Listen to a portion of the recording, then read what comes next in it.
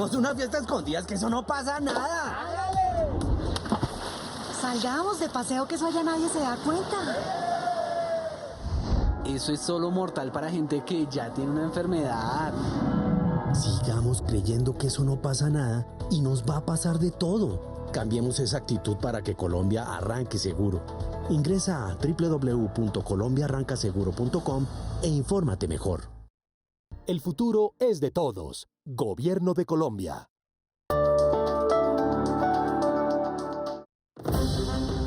Vamos a ganarnos la vida. Si usas transporte público, guarda distancia mínima de 1 metro de los demás pasajeros. La distancia te aleja del virus. Yo me cuido, tú te cuidas. Así, vamos a ganarnos la vida. Colombianos, muy buenas tardes. Una vez más los saludo desde la sala del Consejo de Ministros en la Casa de Nariño, la casa de todos los colombianos. Le damos una vez más la bienvenida a nuestro espacio de prevención y acción, dándole gracias a Dios y pidiéndole siempre por nuestro país. Agradeciéndole a todos los que trabajan por salvar vidas, por defender la salud. Nuestro reconocimiento a todo el personal que está en las clínicas, hospitales, que está haciendo la labor de epidemiología en todo el territorio nacional, todo el personal de soporte y de apoyo al sector de la salud. También nuestro reconocimiento a la fuerza pública, a todos los servidores públicos, agradeciéndole también a los que están en la cadena de abastecimiento, en los servicios esenciales, en los servicios públicos domiciliarios, a todos los que han ido recuperando vida productiva y lo han hecho siguiendo protocolos, con todas las pautas de distanciamiento. También quiero agradecerle a todos los colombianos que se han tomado a conciencia el papel que le corresponde a cada uno en medio de esta pandemia. Empezamos, como es usual este espacio, haciendo un balance de las cifras del COVID-19 en nuestro país. Hoy se adelantaron en todo el territorio nacional 17.282 pruebas y fueron registrados 2.803 casos positivos. Quiero destacar también una cifra muy importante. Hoy se alcanzaron 2.119 recuperados, una cifra récord. Y también tenemos en este momento un total de recuperados que suman 42.073 casos. Se ha registrado el día de hoy 111 fallecimientos de personas afectadas por esta enfermedad. Nuestro saludo a las familias que han perdido a sus seres queridos, expresándole nuestras condolencias y también nuestros sentimientos de apoyo en momentos que sabemos son muy difíciles. A la fecha, se han realizado en Colombia 760.719 pruebas, de los cuales han sido descartados 662.873. El total de casos positivos acumulados a la fecha son 97.846, de los cuales el 89% se encuentra atendido en casa. Estamos hablando de 87.655 personas atendidas en casa. En hospitalización tenemos 5.911 personas, que equivalen al 6% de los casos positivos, y los casos confirmados de COVID en unidades de cuidado intensivo son 786, lo que representa el 0.8% del total de los casos positivos. También quiero destacar las cifras internacionales para el día de hoy. El mundo registra 10.389.818 casos, de los cuales hay activos 4.278.453. Tenemos en total a nivel mundial 5.292.383 recuperados.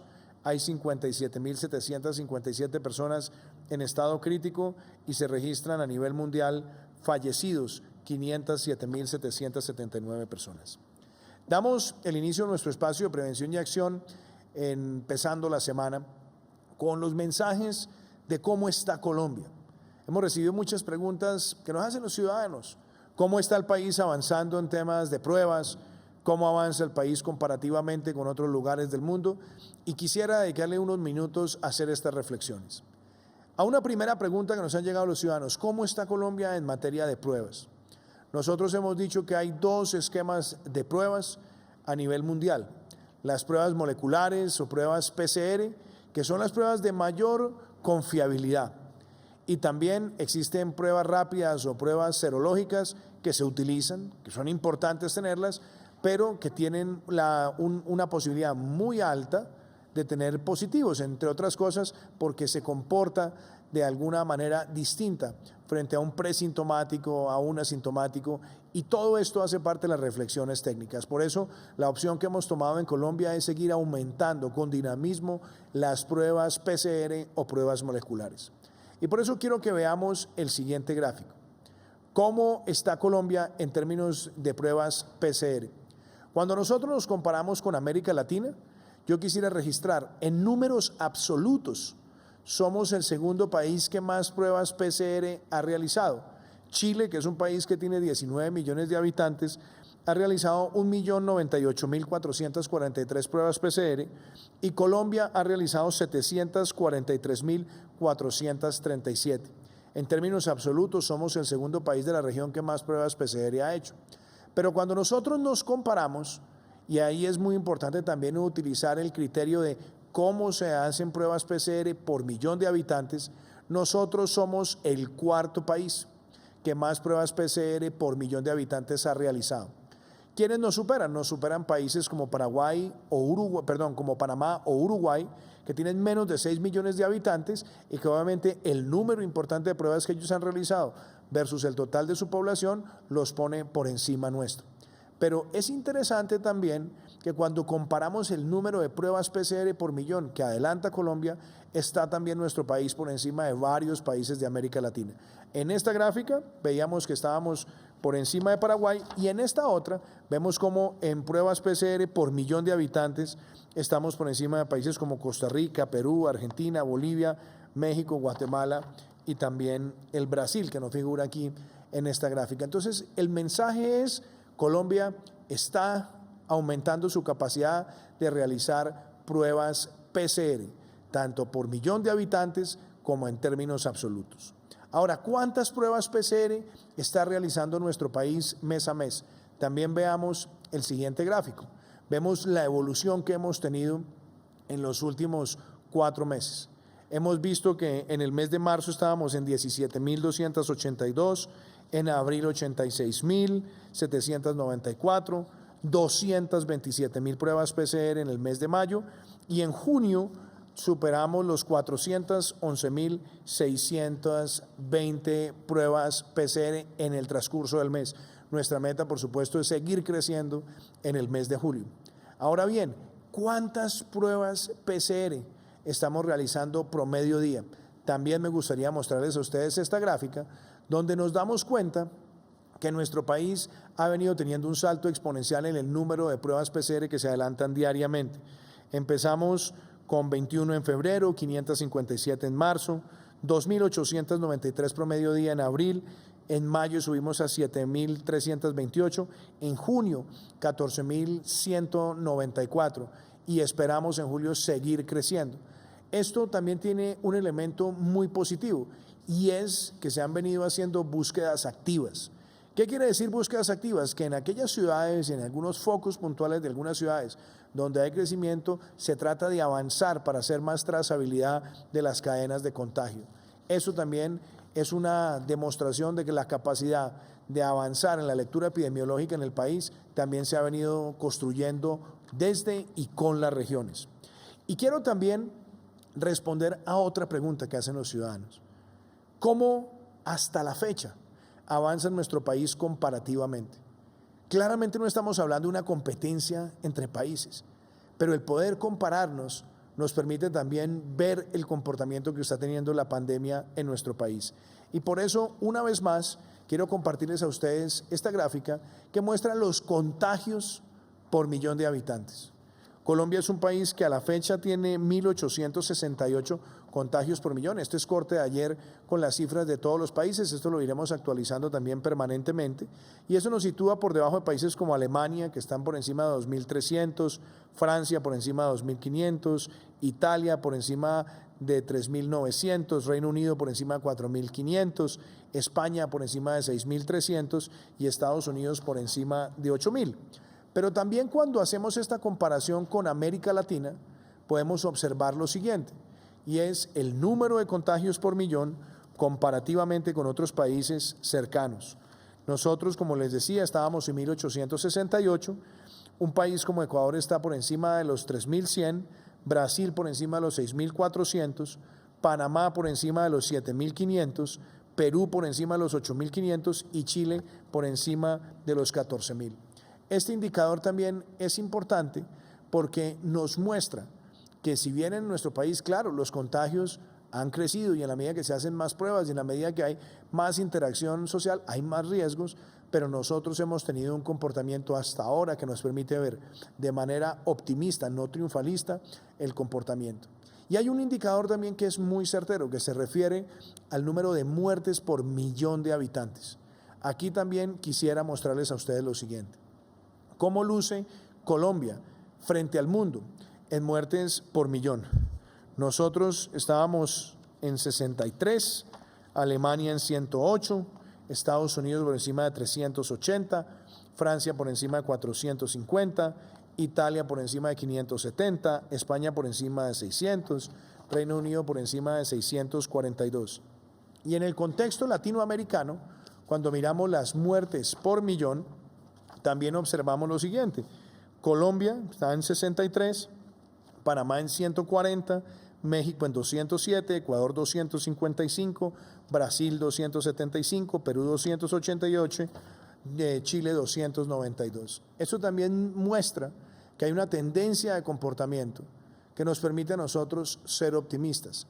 ¿Y de qué depende que sigamos evolucionando positivamente en estos indicadores? Depende de muchos factores, pero un factor que es fundamental, la cultura ciudadana, el papel de cada uno, la disciplina, el uso del tapabocas, el distanciamiento físico, cumplir los protocolos, llegar a la casa, lavarnos además constantemente las manos en el día, pero al llegar a la casa no saludar de beso, abrazo, estrechar la mano de las personas que están en la población de riesgo, de mayor letalidad, mayores de 70 años, personas con comorbilidades o con preexistencias severas.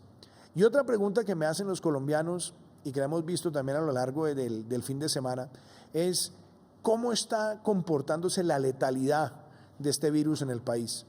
Nosotros hemos tenido una letalidad que ha estado por el orden del 3.3%, pero cuando miramos por los rangos de edades donde se concentran las muertes en nuestro país, me gustaría que viéramos el siguiente cuadro. Cuando nosotros observamos el grupo poblacional mayor de 60 años, los mayores de 60 años representan el 72.7% de las personas fallecidas por COVID-19. Y claramente, cuando nosotros miramos el segmento de mayores de 70 años, nos encontramos con que poco más del 48-49% de las muertes están en el sector de mayores de 70 años. Por eso el énfasis en la protección también de este sector de la población. En la medida que logremos que el aislamiento se cumpla con rigor, claro, recuperando también espacios de calidad de vida como lo hemos venido materializando a través de los decretos, ayuda. Pero si este sector de la población se protege y las personas que están entre 60 y 69 años con preexistencias y con comorbilidades se protegen y todos además insistimos en su cuidado, nosotros lograremos minimizar efectos letales de esta pandemia. Y por supuesto, la pandemia también golpea a todos y hay que recordar que el sector que más se contamina son los sectores más jóvenes de la población. Por eso, cuando una persona joven transmite el virus y se la transmite a una persona mayor de 70 años, estamos poniendo a esos mayores de 70 años en riesgo. Por eso el mantener el uso del tapabocas, el distanciamiento físico con esos seres queridos que están en los segmentos de la población más expuesta a la letalidad es fundamental. Y otra pregunta que nos han hecho los ciudadanos es: ¿cómo avanzan los recuperados? Nuestro país, ¿qué tanto está creciendo en materia de recuperados? Y aquí también quisiera compartirles esta imagen. Nosotros vemos la evolución que hemos tenido en los últimos meses en nuestro país. Prácticamente nosotros teníamos 207 recuperados en marzo, 2.064 en abril, 8.300 en mayo, llegamos a 29.331 en el mes de junio. Esperamos también que esa cifra siga creciendo. ¿Y cómo logramos eso? Obviamente acompañando en el tratamiento a las personas. Y por supuesto, hay personas que son asintomáticas, que deben guardar su aislamiento con todo el rigor. Hay personas que tienen manifestaciones leves y moderadas que también, con las medidas de cuidado que además han sido comunicadas por el Ministerio de Salud oportunamente y que están también en nuestras plataformas digitales, ahí damos unos consejos. Y obviamente, en la medida en que nosotros podamos también proteger y acompañar a las personas que tienen una mayor afectación y destinamos la atención para ellos en los centros de salud, yo creo que nosotros también seguiremos viendo un mayor número de recuperados en nuestro país. Y otra pregunta que nos hacen los ciudadanos tiene que ver con los ventiladores, con la capacidad de las unidades de cuidado intensivo en nuestro país. Aquí también tenemos que seguir creciendo capacidades. Me gustaría mostrarles a ustedes el siguiente balance. El país, hasta la fecha, ha logrado compromisos de adquisición de 4.658 ventiladores nuevos gestionados hasta la fecha, de los cuales 2.767 han sido adquiridos por el Ministerio de Salud, 1.691 por el Fondo de Atención a Emergencias, por el FOME, y hemos también recibido un mensaje muy importante de los Estados Unidos que va a donar a nuestro país 200 ventiladores. Cuando nosotros desagregamos esas cifras, y aquí hay algo bien importante, es cómo ha sido la distribución de estos ventiladores, cómo se ha pensado. Y aquí también quisiera mostrarles a ustedes el siguiente cronograma o la siguiente descripción. Nosotros tenemos 877 ventiladores que se han entregado al cierre de junio. Esperamos en julio 2.094 ventiladores y en agosto esperamos 975 ventiladores más.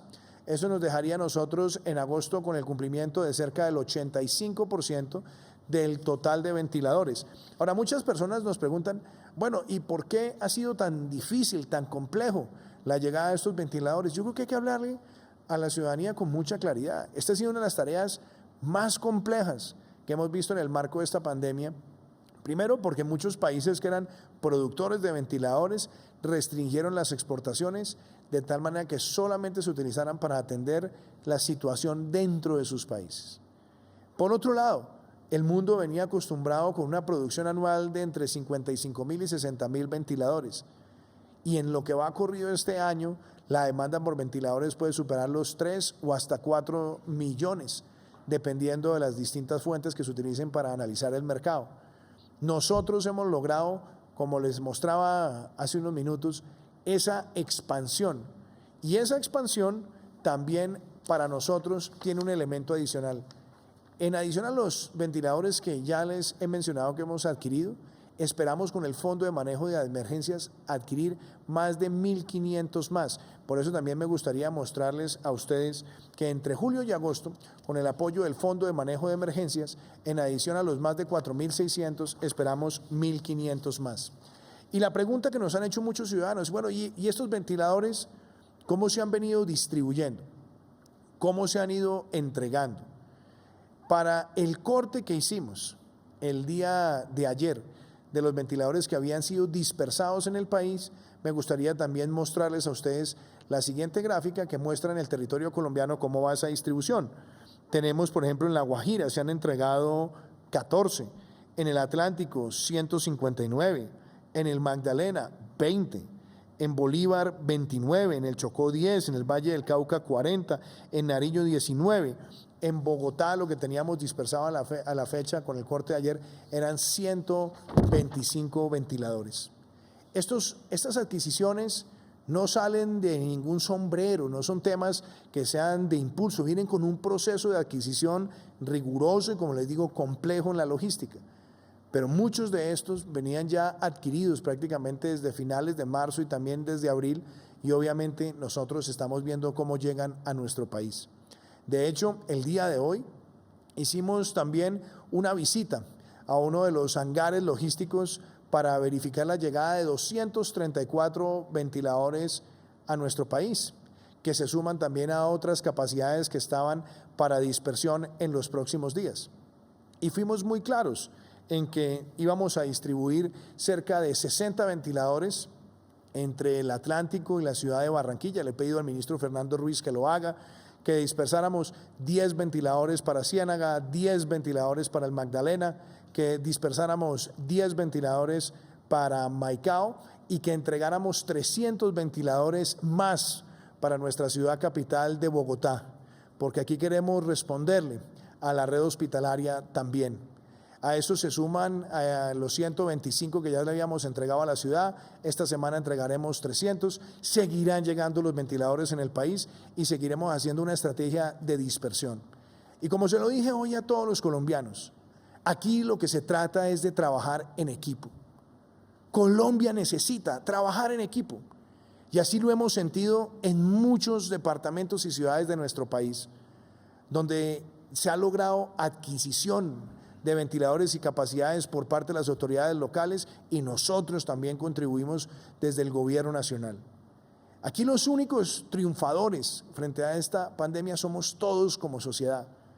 Aquí no hay espacio para ninguna individualidad. Por eso, hoy en el día donde le hacíamos el reconocimiento a los servidores públicos de nuestro país, nosotros le enviamos un mensaje también a todos los que han trabajado en equipo para lograr este propósito. Nosotros creemos que son estas acciones las que van sumando, pero también se requiere en el equipo que el autocuidado y que la disciplina de cada uno sea fundamental. Yo lo decía el fin de semana, el mundo tiene que superar ya ese debate que en muchos lugares del mundo ha sido impulsado por la demagogia y por el populismo, donde se dice que defender la vida y la salud es incompatible con defender el desarrollo social y económico. No nos digamos mentiras, seamos claros. Si no hay buena salud, no tenemos desarrollo social y económico. Pero si no tenemos desarrollo social y económico, tampoco vamos a tener buena salud. Por eso, cuando sabemos que hoy no hay una vacuna ni un tratamiento frente a esta enfermedad, y como lo ha dicho hoy la Organización Mundial de la Salud, el COVID-19 está lejos de terminar. La única manera en la que podemos progresar como sociedad es seguir defendiendo la vida y la salud, pero al mismo tiempo recuperar actividad productiva, porque también se trata de proteger la vida de los empleos y la vida de las micro, pequeñas, medianas y grandes empresas. Este no puede ser el momento en el mundo para caer en esos debates que buscan incitar el odio de clases y tratar de cabalgar sobre la mayor exacerbación de sentimientos en la sociedad. Hoy tenemos todos que entender que nuestra responsabilidad es proteger vida y salud y proteger también el empleo y proteger a los generadores de empleo y a los trabajadores. Y eso solamente se logra en un esfuerzo de todos. El uso del tapabocas, el lavado constante de manos, el distanciamiento físico, seguir los protocolos, es la responsabilidad que todos debemos seguir. Colombia, hasta ahora, como se los mostraba, permite observar optimismo. No podemos ser triunfalistas, nadie puede bajar la guardia, no podemos ver ni las rumbas, ni las pachangas, ni la irresponsabilidad generalizada, porque eso trae repercusiones negativas para la sociedad. Así que como colombiano, como presidente, quiero transmitirles a todos ustedes el mensaje de que Colombia debe arrancar seguro, de que es una responsabilidad de cada uno de nosotros, de que en todos nosotros, pensando en equipo, podemos sacar el país adelante. Y ese mensaje creo que es el mensaje que hoy queremos compartir con ustedes en el espacio de prevención y acción, haciendo también una referencia a los principales elementos en materia de salud. Hoy me acompaña el ministro Fernando Ruiz, me acompaña el gestor y gerente del FOME, Luis Guillermo Plate, me acompaña el superintendente de salud, y queremos transmitirles a todos ustedes el mensaje de cómo avanza Colombia enfrentando esta pandemia. Así que voy a empezar por el ministro de Salud, con Fernando Ruiz, para que les pueda describir a ustedes cómo va la asignación de capacidades, sobre todo en las regiones más críticas, de cómo se han venido haciendo también esquemas de cercos epidemiológicos, de cómo se va comportando también la tasa reproductiva del virus, pero también algo muy importante de cómo podemos trabajar con los entes territoriales y felicitar además a esos entes territoriales que han logrado con un gran esfuerzo disponer del personal que permite ver bajas tasas de mortalidad por millón, bajas tasas de contagio por millón y también frente a quienes han vivido situaciones críticas, también la disposición de trabajar mancomunadamente con el Ministerio de Salud para responder a los ciudadanos y proteger la vida y proteger la red de servicios de salud. Ministro Fernando, le doy el uso de la palabra. Muchas gracias, presidente. Sí, Colombia, el Ministerio de Salud desarrolló un plan de expansión hospitalaria que buscó adecuarnos y prepararnos para toda la afectación de la epidemia y para poder tener la opción de trabajar y desarrollar nuestras capacidades desde el sector sanitario. La ampliación se ha dado en todos los niveles: hospitalización, cuidados intermedios y cuidado intensivo. Hay unos casos de ciudades muy especiales que quisiera hoy referir y de departamentos que han hecho la tarea y han trabajado profusamente. Nosotros iniciamos con un total iniciamos con unas metas muy específicas.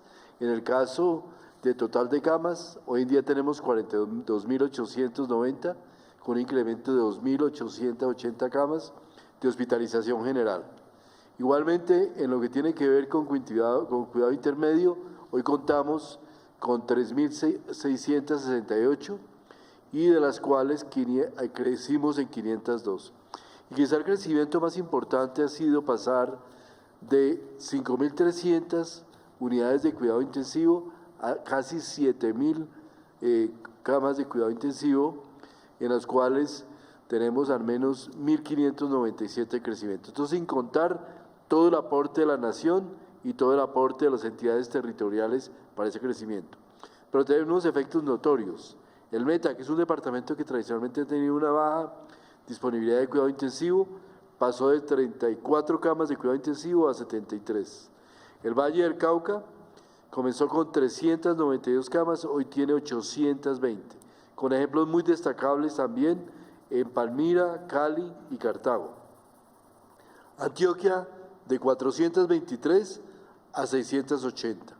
Bolívar, de 146 a 352, en una expansión que en el caso de Bolívar coincidió con el pico de la epidemia y por lo cual hizo que nos tuviéramos que movilizar de manera muy importante para poder atender rápidamente la afectación en el departamento. Atlántico comenzó con 423 camas, hoy tiene 664, en lo cual incluimos 159 ventiladores entregados por el Ministerio de Salud, por el Gobierno Nacional. Pero no es solo ampliar capacidades, no solo disponer camas, mejorar la infraestructura, hay que tener una capacidad de recurso humano, de personal, para poder poner a funcionar las unidades de cuidado intensivo.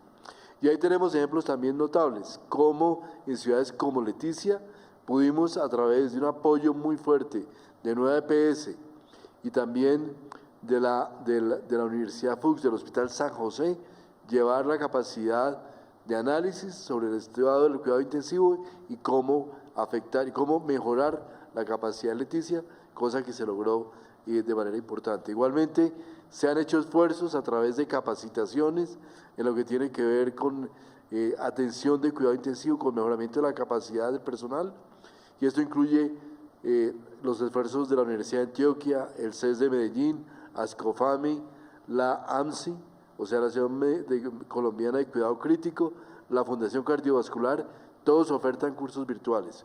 Tenemos cerca de 40 recursos educativos gratuitos para médicos, enfermeras, auxiliares de enfermería, terapeutas respiratorios y otros profesionales. Y hasta el momento, presidente y colombianos han capacitado 2.800 personas por esta vía virtual con esta capacidad de atención. 18.000 de ellos en unidad de cuidado intensivo y trabajo además integrado muchas oportunidades con una asistencia técnica brindada directamente a los territorios. En esto quiere decir, no bajemos la guardia. Tenemos una capacidad instalada fuerte, se ha venido consolidando, pero esto es solo una parte de lo que significa contener la epidemia y reducir el riesgo. La otra parte la hacemos los ciudadanos. Hacemos cada colombiano cuidándonos, protegiendo a nuestra familia, usando permanentemente tapabocas y siguiendo, presidente, todas las indicaciones y protocolos que están establecidos por el Gobierno Nacional, por el Ministerio de Salud y por todos los ministerios para poder guardar distancia física y poder de alguna manera bajar el riesgo de contagio.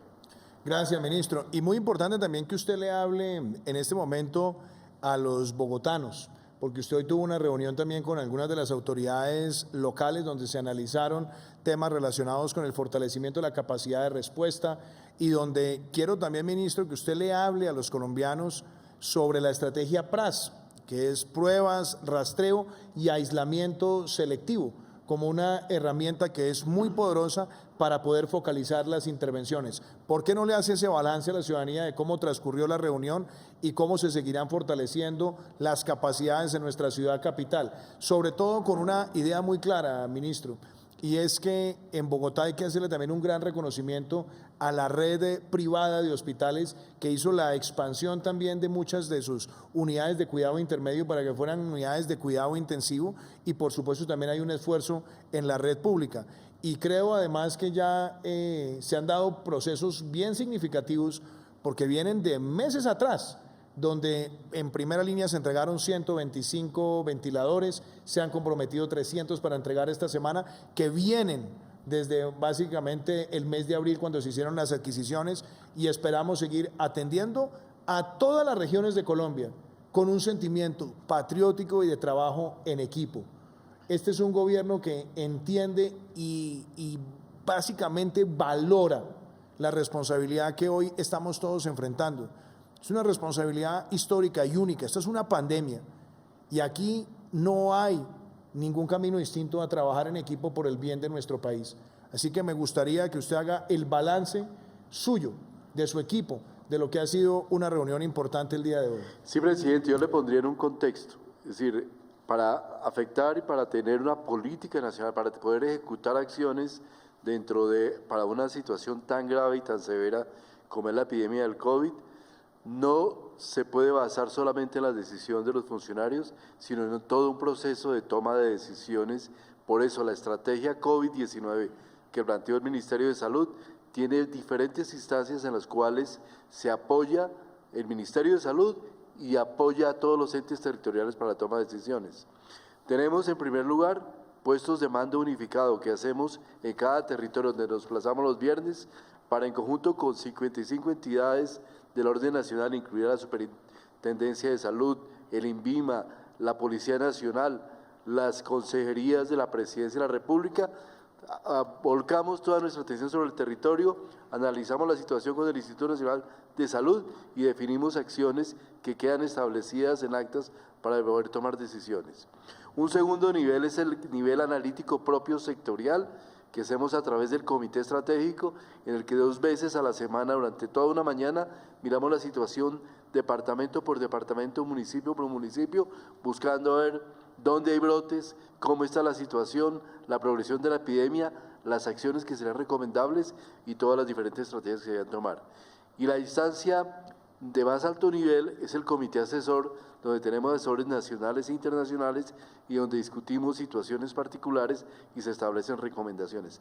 En esta instancia del Comité Asesor, hoy tuvimos una reunión con la Alcaldía de Bogotá frente a la estrategia general de la ciudad de Bogotá y cómo podemos apoyar y la evaluación de la pertinencia de toda la estrategia.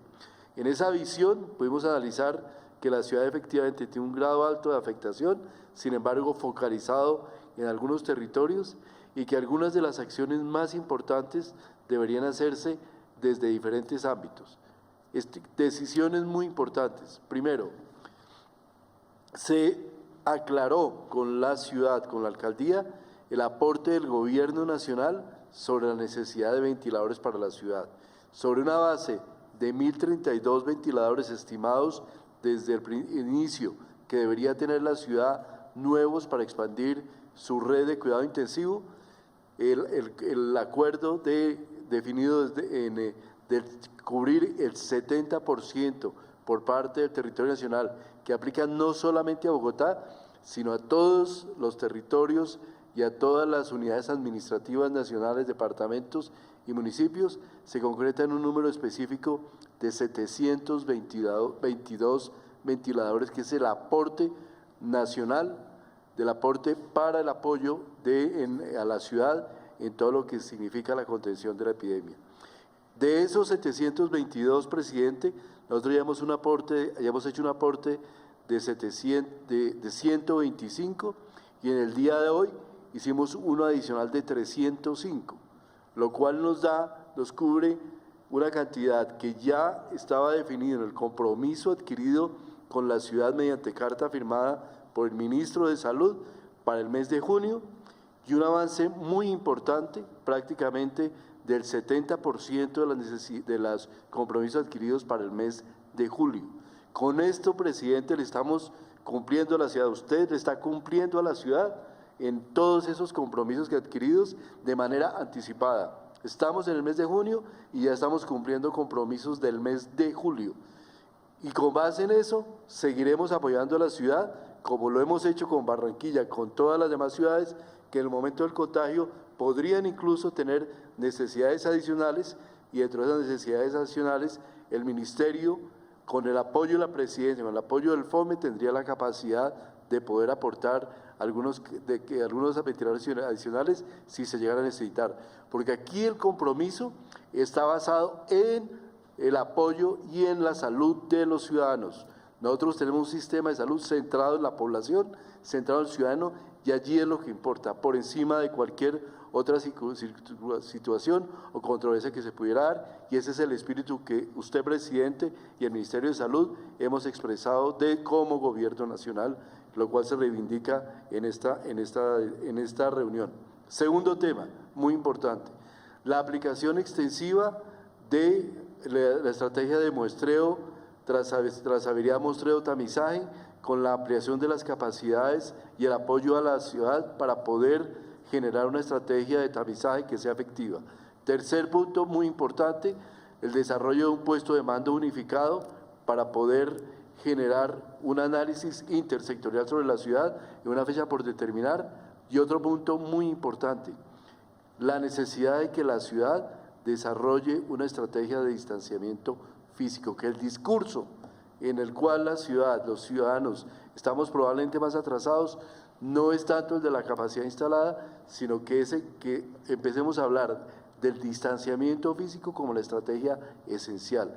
Es en esa colaboración, en no bajar la guardia, donde se deben plantear los compromisos más importantes para que la ciudad no tenga una afectación. De manera que ese planteamiento de cambiar el discurso, de plantear algo progresivo, algo que realmente interese a los ciudadanos, presidente, lo que se está planteando desde el Gobierno Nacional. Muchas gracias, ministro Fernando Ruiz. Creo que ese es un balance muy importante, informativo y necesario para los ciudadanos de nuestra ciudad capital. Y antes de darle la palabra al doctor Luis Guillermo Plata, gerente del FOME, y al superintendente de salud, yo quisiera también hablarles una vez más de la experiencia de nuestro programa PAEF, el programa de apoyo al empleo formal. Hoy tenemos un caso para contarles a ustedes. Se trata también de una empresa que se llama Casa Limpia, donde 9.700 trabajadores de cerca de 12.000 han recibido el subsidio para el salario mínimo, ese subsidio del 40% del salario mínimo para proteger empleos, para defender nuestra capacidad productiva. Veamos este testimonio. El programa logra su objetivo, que es proteger el empleo en medio de esta crisis universal, esta crisis tan fuerte. Decidimos acogernos porque Casa Limpia tuvo una reducción en sus ingresos de más del 20%, diría que cercana al 30%, y esta ayuda pues nos permitía defender y proteger nuestros empleados, que es lo más valioso para nosotros. Entonces nos acogimos, decidimos acogernos. El proceso fue sencillo, el proceso en realidad nos presentamos el formulario ante el banco líder en el que tenemos más nóminas. Presentamos el formulario, esperamos y nos consignaron el dinero en el banco. Realmente fue muy sencillo. Se vieron beneficiados 9.700 empleados. Hay que cuidarnos mucho, hay que protegernos, cumplir con los protocolos y cuidar la salud, la vida, pero también cuidar el empleo. Yo creo que las empresas estamos haciendo un esfuerzo muy grande, hay que cuidar la economía, hay que salir adelante. Si el problema del empleo no se soluciona, el problema social va a ser muy grande. Entonces, unidos, estoy convencido que vamos a salir adelante y creo que el apoyo del gobierno ha sido fundamental. Bueno, yo quiero también agradecerle a todos los trabajadores de nuestro país y a todos los empleadores que se han tomado muy en serio las medidas de bioseguridad al interior de las empresas. Hemos visto cómo el PAEF llega y cómo también las empresas se adaptan para una recuperación gradual, progresiva, entusiasta de la vida productiva. Y también otro de los temas importantes para hacer referencia tiene que ver con las medidas de bioseguridad que han adoptado distintas empresas de nuestro país. Hemos visto casos de microempresas, de zapaterías, hemos visto casos de pequeñas tiendas, hemos visto también empresas pequeñas, medianas. Y hoy también el turno es para una empresa grande en el sector de alimentos que ha venido adoptando medidas de bioseguridad y que las está aplicando en cada una de sus unidades productivas en el territorio nacional. Quiero que todos veamos cómo una empresa como Nestlé también aplica las medidas de bioseguridad para la protección de sus trabajadores y que por esa vía también se reactive la fuerza laboral. Es importante aplicar los protocolos de bioseguridad porque es la manera de protegernos, cuidar a nuestros compañeros de trabajo y a nuestras familias. Iniciamos capacitando a todo el personal. Luego de esto valoramos las condiciones de salud de nuestra gente, lo que nos permitió enviar a casa al personal vulnerable.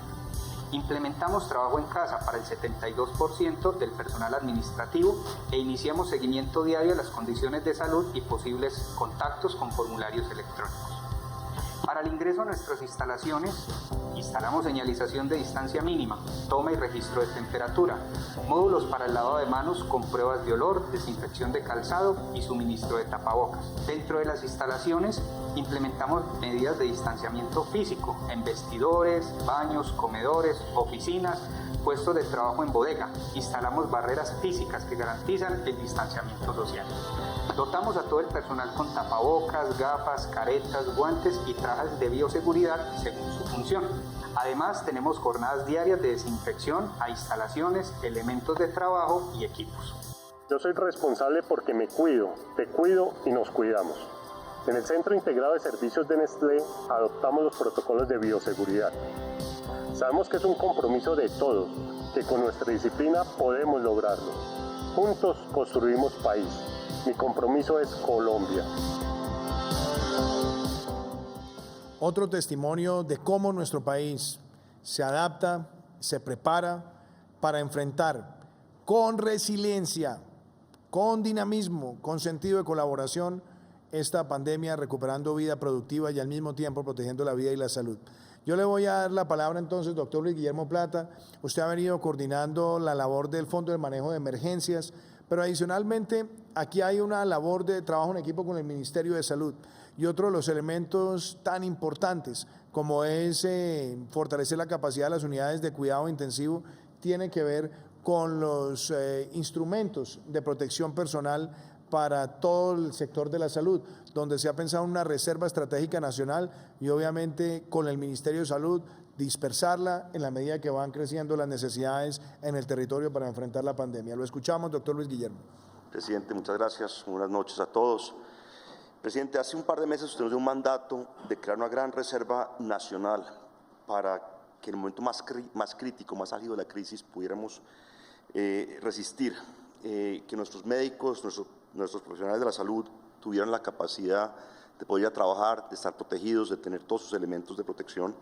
Y eso hemos hecho. Me complace compartir con ustedes hoy que esa reserva ya está creada, que se sigue nutriendo, por supuesto, pero ya existe, ya la tenemos, ya hay una gran bodega con esos elementos, que son esencialmente 9 clases de elementos. Son tapabocas, los tapabocas quirúrgicos, estos más sencillitos, tapabocas N95, los que son un poco más resistentes, más fuertes, que filtran el 95% de las partículas, 3 tipos de guantes, gorros, polainas, batas antifluido, en fin.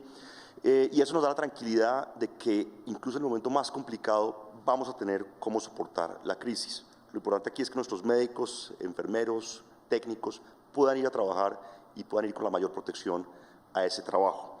Esta reserva, como les digo, ya se ha constituido. Tenemos en este instante 29.4 millones de elementos ya allí almacenados. Ahora, esto no quiere decir que las IPS y las ARLs no cumplan con su objetivo de proveer a los médicos. Por supuesto, ellos son su proveedor y es lo que tienen que hacer por ley.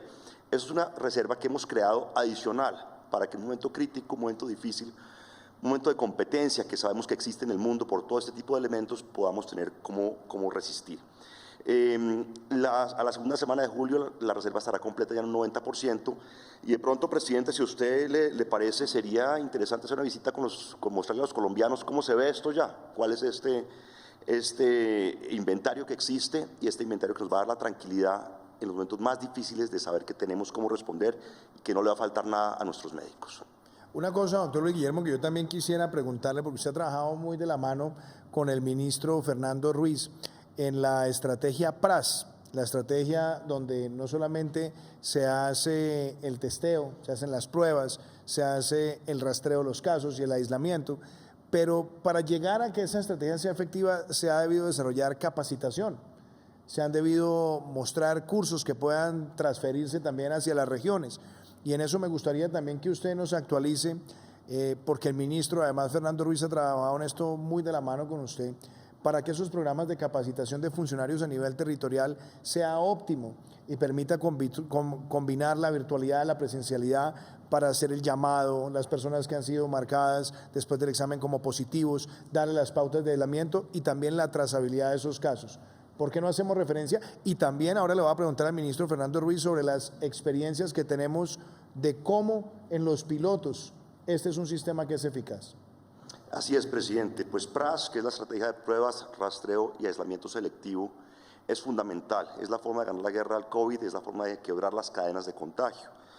Para esto la capacitación es esencial. Justamente hoy, presidente, terminamos los manuales ya para enviar a los territorios, a los alcaldes, a los gobernadores, de cómo implementar el PRAS, qué pasos seguir y cómo poder hacer esas pruebas y ese aislamiento, perdón, ese rastreo y ese aislamiento muy metódicamente. Recordemos que PRAS, lo importante es la ejecución. El concepto es sencillo, es tomar pruebas, es aislar a los que estén positivos, hacer rastreo de contactos para ver quiénes estuvieron con ellos y pues qué medidas hay que tomar, pero lo complejo es hacerlo en todo un país. Para ello entonces hemos sacado los manuales que ya están listos para los gobernadores y alcaldes, pero además de ello, junto con la Consejería de Transformación Digital, se hizo la traducción del curso de la Universidad de Johns Hopkins, especializado en lo que es trazabilidad y aislamiento. Entonces, con base en ese curso que tomamos, que tradujimos, que se colombianizó en cierta medida, tenemos ya la capacidad de entrenar a la gente, entrenar a los famosos rastreadores, o sea, las personas que tienen que llamar,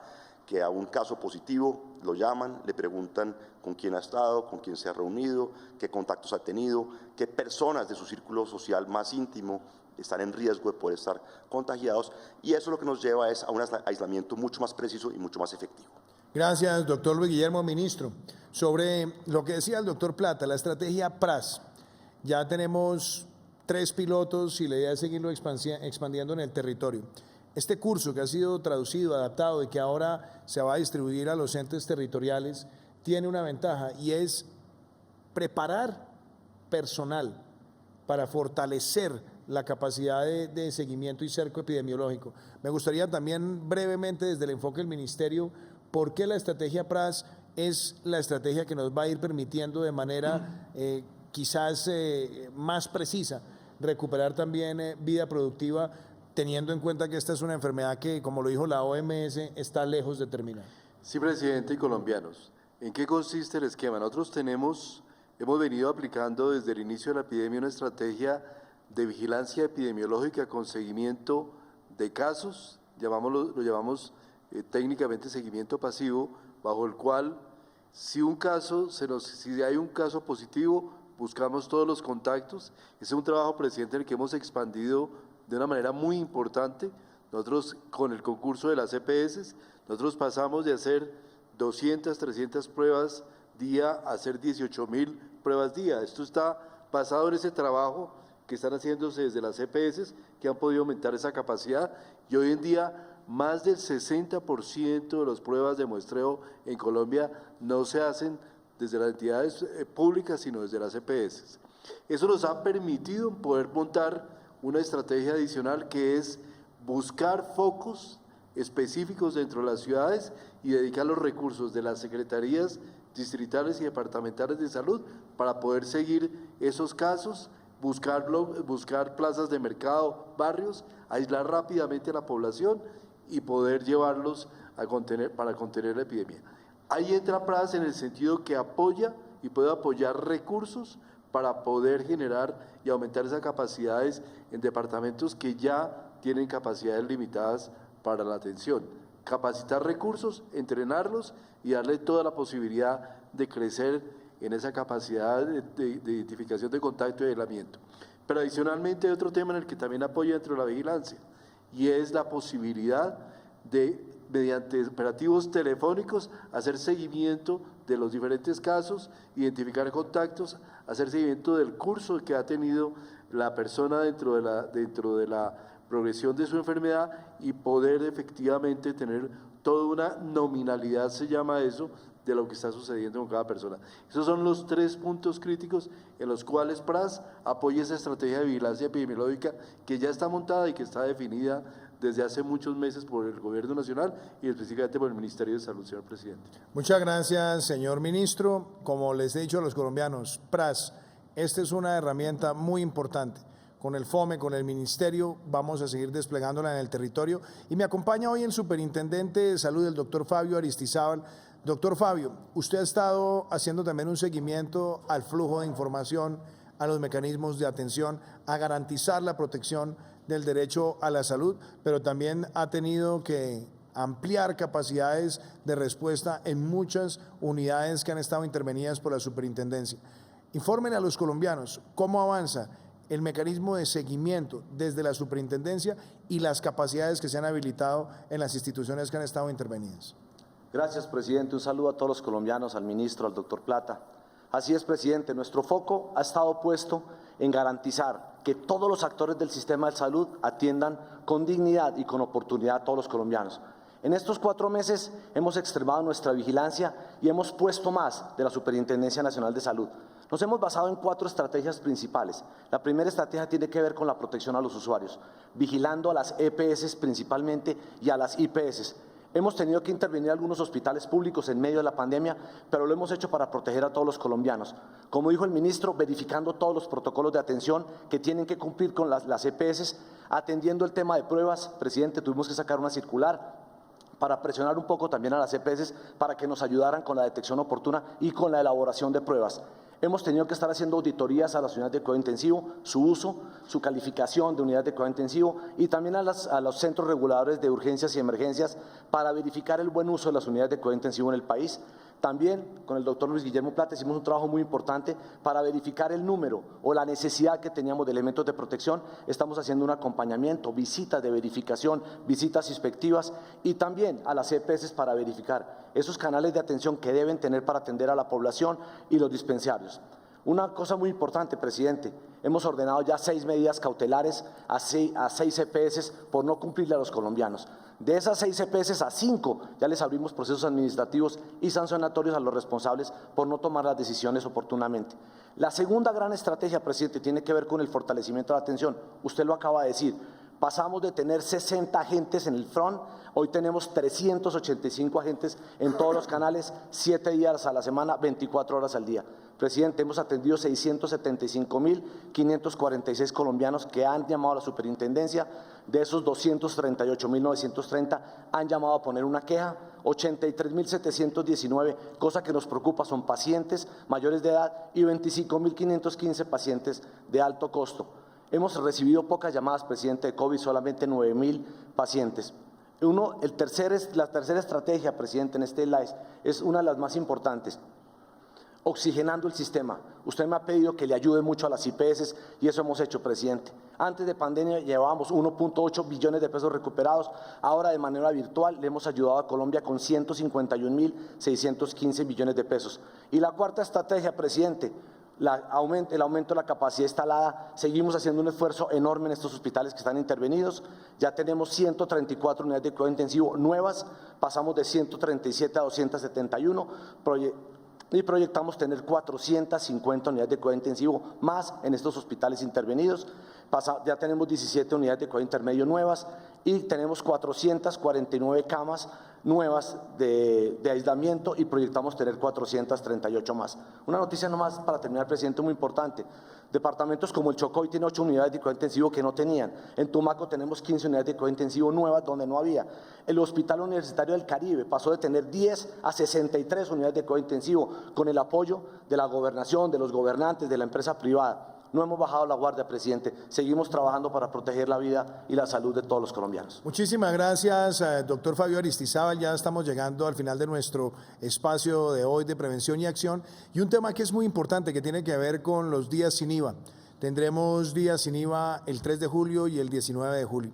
Yo quiero agradecerle a los alcaldes de nuestro país con quienes tuvimos trabajo en equipo a lo largo de este puente, escuchando sus reflexiones, sus análisis.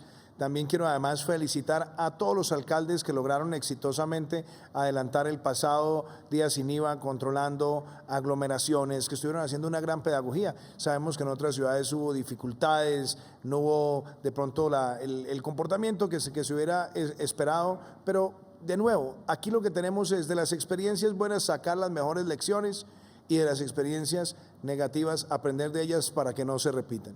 Por eso, la decisión que hemos tomado es que tanto en el día sin IVA que tendremos el 3 de julio como el 19 de julio, la venta de electrodomésticos y la venta de computadores y material de comunicaciones, de productos de comunicaciones, será solamente por vía digital, por vía virtual, gozando del beneficio del cero IVA, para que el día sin IVA en esos productos se adelante de manera virtual, evitando aglomeraciones. Lo segundo también es que recoger esos productos que se adquieran digitalmente será programado para tampoco generar aglomeración.